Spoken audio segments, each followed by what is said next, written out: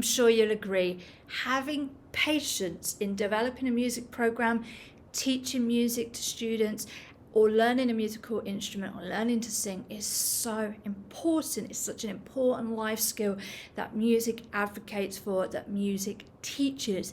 Yet really, what is patience? How can we teach it to our students? How can we teach them to be more patient about the process? How can you develop more patience in developing and growing your program? Hi, I'm Rachel Hardman, and this is Passionate About Music Education. So let's dive straight into what is patience. Well, patience is about having courage to go into the unknown, to stay in the unknown, to take uncomfortable action every day going forward, to develop a brand new skill. And that's exactly what we're teaching our students in music education. So when they come and join our choir programs or join our band programs or in our general music classrooms, they are starting at the unknown. And what we're asking them to do is have courage to trust and believe us that what we're telling them about the steps into this fear, into this unknown, into the I don't know if I can do this, will eventually result in success in either learning to sing or learning to play a musical instrument or pass an assessment or composing or whatever it is that you are teaching them. So we have to understand what patience is and the steps of it so that we can support our students and also be more patient ourselves. I am sure you'll agree, you really want to make your music program amazing and you want to get the students to the standard that you have got used to or the standard that you had at school when you were a student, or the standard that the school used to be or the standard you had last year. And you have to have patience, particularly where it's cyclical, because we start in September, we move them all the way to July, and then eventually they go into the next school year, or we take that GCSE class through, and then we get the new class and we have to go back around the process. So having that patience is hard because we go, well, they were doing it last year, they were at this level last year, why isn't this class at that level? And again, we have to remember that they are on their own unique journey, and we have to have patience ourselves, but we have to encourage our students to step into the unknown, to take uncomfortable action every day, and they will see the results. And that's whether that's music education or any part of their life. So growing a music program, I'm sure you'll agree, is quite a challenge, and it takes time and patience. We have to be kind to ourselves. And sometimes that's really hard because everybody has expectations of what we can achieve in such a short amount of time. I'm sure you've been put in a position where somebody's gone, oh, can't you come out and do an hour concert? And you've been at the school for 10 minutes and you go, group's only just starting to play B, A and G. No, I can't. And people don't understand. So we have to change this conversation, this when we're advocating for the value of arts and teaching adults to remember what patience feels like and what we are experiencing. And it's not us being difficult or saying no to it. It's that our students aren't ready and we are taking them on a journey of progress, but they haven't got that far in that step. So don't be afraid to say no to anything that you don't feel serves the progress of your student or the best interests of your students, because there's nothing worse than building courage and confidence and belief in you and what you're telling them, and then you put them in a situation where they don't feel success, they don't feel achievement. And I feel that as an educator, that my job is to protect my students and their courage and their self-worth and their belief, because if I put them in a situation where they're laughed at or not feeling that they've achieved, then I haven't done them a service. So people have to learn patience outside of our music program. There's adults around us, and that we will serve them and we will share music with them when our students are ready and they have come down that progress. It takes good 2 to 3 years for the work that you do in year 1 to really start taking hold into the music program and seeing that progress. We remember what it was like to learn a musical instrument or sing, that you spent the first year learning the basics and then maybe have done a music exam, a grade 1, but to really get to a standard where you can play fairly competently takes 2 or 3 years. And that's if the student is doing the work at home, they've got the right practice, they support an instrumental teacher, that their parents support the music program, that they have an instrument that is actually decent enough for them to make progress on. We know the challenges. You, I'm sure, have had students come in with the red violins or the blue violins or the cheap instrument off of Amazon that you didn't recommend, and of course it hinders the child's progress. And to be honest, that doesn't change whether you're working in one of the most expensive schools in the world or whether you're working right down in the poorest school. The difference, of course, is the money, but the attitude doesn't change. The other part of patience that I'm going to talk to you about today is, of course, learning a brand new language. And reading music is learning a brand new language, and students really find that difficult. And any way we can break that down for students and simplify it, teach it while we're doing practical work, really will help their confidence to keep stepping into that unknown, to keep being brave, to keep that patience in their practice. And I would be honest with students, and I would tell them that, I'm still practicing, I still make mistakes, I still have to start from scratch on a brand new piece, I still have to work on the technique. And it's okay to share that, because we want our students to be lifelong learners. We want music to go beyond the school. We want those amateur groups, the orchestral groups, the choirs. We want people to still be passionate about music until they're 70, 80 years old.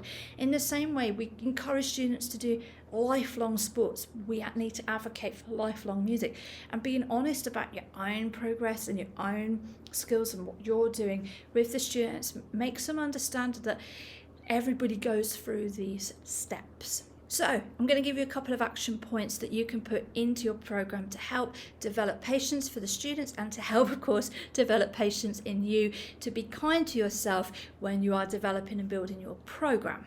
So action point 1, be kind to yourself and be kind to the students. Remember what it was to be a beginner, whether that's a beginner musician or a beginner skier, or you joined that new CrossFit group and you didn't know what you were doing, and you're suddenly with all these people who could do it and were amazing and super fit and you were struggling, or the yoga class or whatever it is. Remember that uncomfortable feeling you had and how you overcame it.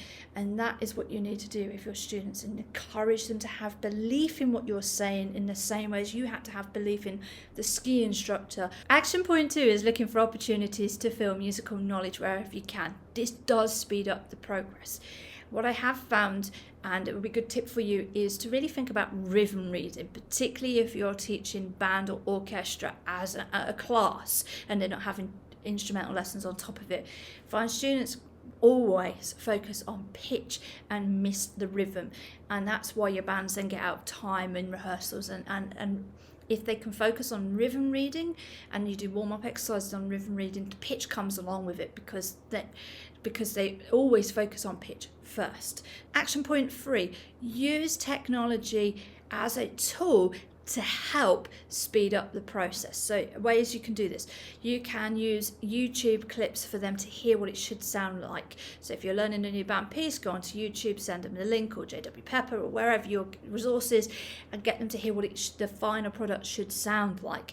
That way they do go away and listen to it, they understand what it should sound like, and often encourage students to take their practice copy home and play along with it. Other ways, of course, is to use blended learning, so you're sharing resources first with students so they have them prior to the lesson, and also to use any apps or online resources where you can.